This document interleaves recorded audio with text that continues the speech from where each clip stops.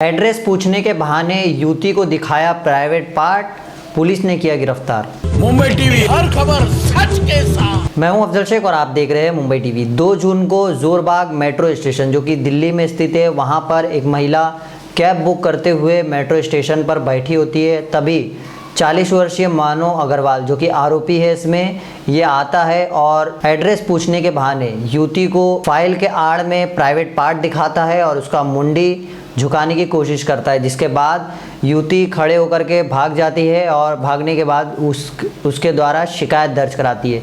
शिकायत दर्ज कराने के बाद पुलिस द्वारा टीम बनाई जाती है। 100 से अधिक पुलिसकर्मी इस पूरे केस में इस आरोपी को पकड़ने के लिए मुस्तैद की जाती है, जिसके बाद पुलिस द्वारा इस 40 वर्षीय मानव अग्रवाल को गिरफ्तार किया जाता है। ये मानव अग्रवाल शादीशुदा नहीं है और किराए के घर में अच्छे खासे ऐसे पैसे भी मिलते हैं। और बात करें, ये रहने वाला कोटला मुबारकपुर का है। फिलहाल पुलिस की गिरफ्त में है क्योंकि ये कोर्ट में बेल लेने जा रहा था और तभी इसे पुलिस ने धर दबोचा।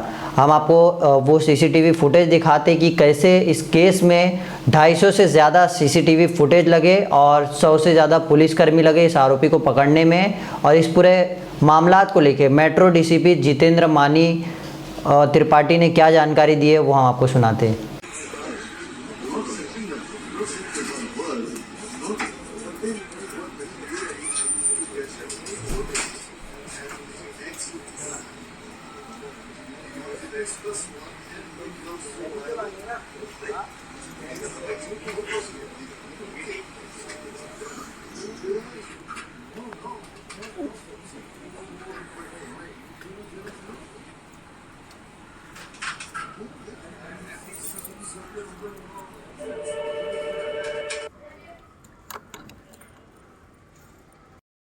को रात के समय ट्विटर के माध्यम से हमें कंप्लेंट प्राप्त हुई थी। एक महिला है, उन्होंने ट्विटर पर कहा था कि जोरबाग मेट्रो स्टेशन में दोपहर के समय उनके साथ किसी ने अश्लील हरकत की है। ये कंप्लेंट उन्होंने वहां पर स्टेशन पर खड़े एक सीआईएसएफ के कांस्टेबल जो शायद ऑफ ड्यूटी थे उनको बताई, जिन्होंने उनको मिसलीड करके सीआईएसएफ कंट्रोल रूम में भेजा और उसके बाद उनके एक्यूज के ऊपर कोई कार्यवाही नहीं हुई। जब हमें इस कंप्लेंट का पता लगा तो सोशल मीडिया के माध्यम से ही हमने उनकी कॉन्टैक्ट डिटेल लिए कंप्लेनेंट के, और ये वाले हमने कॉल है इसको हमने जो कंसर्न हमारे मेट्रो के एसएचओ हैं और उनके डीसीपी तक कार्यरत थे हरेंद्र, तो उनको हमने ये फॉरवर्ड की थी।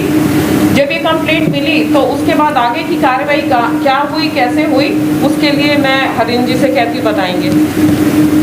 पिछले महीने 2 जून को जोरबाग मेट्रो स्टेशन पे एक सेक्सुअल हरासमेंट का केस हुआ था। इसमें करीब 1:50 के आसपास एक महिला को एक पुरुष यात्री ने, जो उस ट्रेन में साथ में ही जा रहा था, उसने इस तरह से दुर्व्यवहार किया था।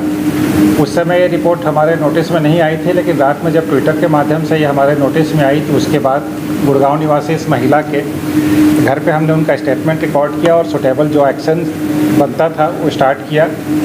अप्रोप्रिएट सेक्शंस में केस दर्ज करके हमने 8 टीमें बनाई और करीब 100 से ज़्यादा लोग इस टीम में लगाए गए, क्योंकि एक्यूज़ के बारे में हमें सिवाय उसके कुछ स्नैप्स के जो सीसीटीवी फुटेज से हमने रिट्राइव की थी, कुछ भी अवेलेबल नहीं था। और आप जानते हैं कि करीब 200 से ज़्यादा मेट्रो स्टेशन है दिल्ली एनसीआर में, और उसकी मूवमेंट कहाँ से कहाँ तक थी इसका कुछ पता नहीं लग पा रहा था। हमारी सभी टीमों ने सैकड़ों घंटों की सीसीटीवी फुटेज, मेट्रो ट्रेन के अंदर की CCTV footage, stations, exits, entry points, उन सब को कवर करके हम लोग इस नतीजे पे पहुँचे कि एक्यूज्ड बाई फेस आइडेंटिफाई होने लगा और उसकी मूवमेंट हमने विश्वविद्यालय मेट्रो स्टेशन, मालवीय नगर, हौज खास, INA, जोरबाग, इन स्टेशन पे उसकी मूवमेंट देखी गई। लेकिन वो मेट्रो में चढ़ता कहाँ है, उतरता कहाँ है, इसके बारे में हमें तब तक पता नहीं चल पाया था। हमने अपने इन्वेस्टिगेशन में और टीमें जोड़ी और इंटेंसिफाई किया और हमने ओरिजिन स्टेशंस जहाँ से मेट्रो खुलती हैं और जहाँ टर्मिनेट होती है, फॉर एग्जांपल इस रूट पे समयपुर बादली से लेकर हुडा सिटी सेंटर तक, उन सब स्टेशंस पे स्कैन करना शुरू किया। और काफ़ी मशक्क़त के बाद हमें सफलता मिली जब हमने एक्यूज़ को सुल्तानपुर मेट्रो स्टेशन से इंटर करते हुए देखा। जब हम रिवर्स में गए तब हमने मेट्रो स्टेशन के नीचे रेहड़ी से कुछ फल खरीदते उसको देखा। साथ ही पास में एक बार्बर शॉप था जहाँ पे उसकी एंट्री होती है 20 मिनट के लिए। तो हमने ये गेस किया कि वहाँ पे वो सेव कराने या हेयर कटिंग के लिए गया होगा। जब हमने बार्बर से पूछताछ की तो हमें कुछ और क्लोज मिले, और मोड ऑफ पेमेंट्स को भी जब हमने एनालाइज़ किया तो हमें एक्यूज़ के बारे में काफ़ी इन्फॉर्मेशन मिली। और जो हमारे सीसीटीवी फुटेज थे, जब हमने उससे मैच कराया तो वी इस्टेब्लिश्ड कि एक्यूज़ का नाम मानव अग्रवाल है, जो कि कोटला मुबारकपुर दिल्ली का रहने वाला है। साथ ही गुड़गांव में भी उसका एक इस्टेब्लिशमेंट है। उसके मूवमेंट को जब हमने सर्च करना शुरू किया तो 2 तारीख इंसिडेंट वाले दिन के मूवमेंट और उसके लोकेशंस बिल्कुल मैच कर रहे थे। अनफॉर्चुनेटली 4 तारीख को करीब 12 बजे वो यहाँ से इंडिगो की फ़्लाइट से नेपाल चला गया था, लेकिन हमारी कामयाबी ये थी कि हमने उसको पहचान लिया था और हम उसके पकड़े जाने का प्रयास जारी रख रहे थे। और आगे हमारी टीमों ने मेहनत जारी रखा, और डीसीपी मेट्रो जो बाद में इस इन्वेस्टिगेशन से जुड़े, उन्होंने जब इंडिया में वो आया तो उसको गिरफ्तार किया है। इसके बारे में जितेंद्र मणि आपको बताएंगे। ये जीरो टॉलरेंस पॉलिसी रखती है, और जब से नेपाल में उसकी लोकेशन मिली हमने लगातार अपनी टीमें डिप्लॉय रखी, और उसके घर पे और उसके जो गुड़गांव का ठिकाना है या यहाँ जो साउथ दिल्ली का है, लगातार अपनी टीमें लगाए रखी हमने। 10 से अधिक इंस्पेक्टर इसमें हमने डिप्लॉय कर रखे थे अपनी टीम के साथ, और अपनी इंटेलिजेंस के आधार पे आज हमने उसको साकेत एरिया से गिरफ्तार किया। और उसमें हमारे राजू चौक के जो इंस्पेक्टर थे जो पर्टिकुलर उस जगह पर डिप्लॉय थे, उन्होंने उसको गिरफ्तार किया वहाँ से। और हम कोशिश करेंगे कि इसको कोर्ट में अधिक से अधिक सज़ा मिले, और आगे के जो अपराधी हैं इस तरह के जो गलत काम करते हैं उनको एक नज़ीर मिले, और कोई आगे इस तरह की वारदात न करे। वैसे भी जो दिल्ली पुलिस है इसके लिए बड़े सख्त विचार रखती है जो इस तरह क्राइम करते हैं महिलाओं के विरुद्ध। और आगे हम कोशिश करेंगे कि इस तरह कोई अपराध एक तो न हो। हम प्रिवेंशन भी रखते हैं, अपने मेट्रो में लेडीज़ स्टाफ को भी हम बीच में भेजते हैं कोई इंटरेक्शन करने के लिए लेडीज़ के साथ। अगर उनकी कोई दिक्कत होती है तो उसका भी हम निदान करते हैं, और यदि कोई अपराध हो जाता है तो उसको समय जल्दी से जल्दी पकड़ के और उनके विरुद्ध अधिक से अधिक सज़ा दिलाने का कार्रवाई करने का हम प्रयास करेंगे। धन्यवाद। भागने और आने के बीच में इस तरह से ये वकीलों के माध्यम से कोर्ट से अपने लिए एंटिसिपेटरी बेल वगैरह की कोशिश कर रहा था, क्योंकि इसको पता था कि जैसे ही भारत में आएंगे पकड़े जाएंगे, क्योंकि दिल्ली पुलिस उसको छोड़ेगी नहीं। लेकिन उसके बावजूद भी कि कोर्ट से उसको कोई रिलीफ मिलता, हमने आज उसको साकेत के एरिया से पहले ही गिरफ्तार किया है।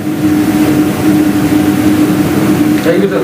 Thank you. और कोई नौकरी नहीं करता है। ही हैड सब रेंटेड हाउसेज जहाँ से उसको रेंट से इनकम मिलता है। From joint family, his parents are here, his brother is here.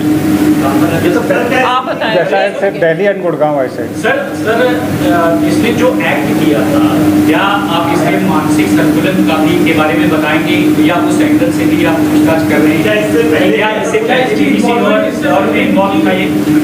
इसके पहले की कोई इन्वॉल्वमेंट नोटिस में नहीं आई है as far as FIR is concerned. बाकी उसके मानसिक हालात की तहकीकात आज ही हमने उसको अरेस्ट किया है, उसको एग्जामिन कर रहे हैं। We will find out under what circumstances he is indulging if ever in such kind of activities.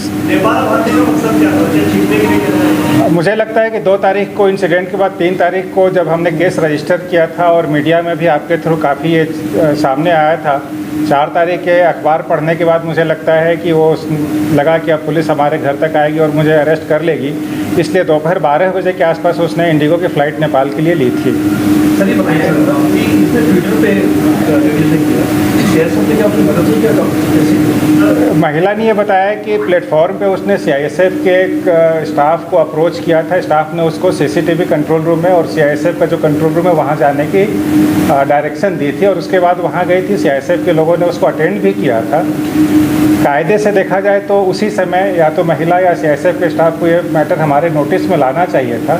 ये मैटर हमने CISF के अधिकारियों के साथ भी टेकअप किया है, और उनको बताया गया है कि इस तरह से अगर किसी महिला के खिलाफ कोई वारदात होती है तो बिना समय जाए किए दिल्ली पुलिस के नोटिस में लाए, हम उस पर एक्शन तुरंत लेंगे।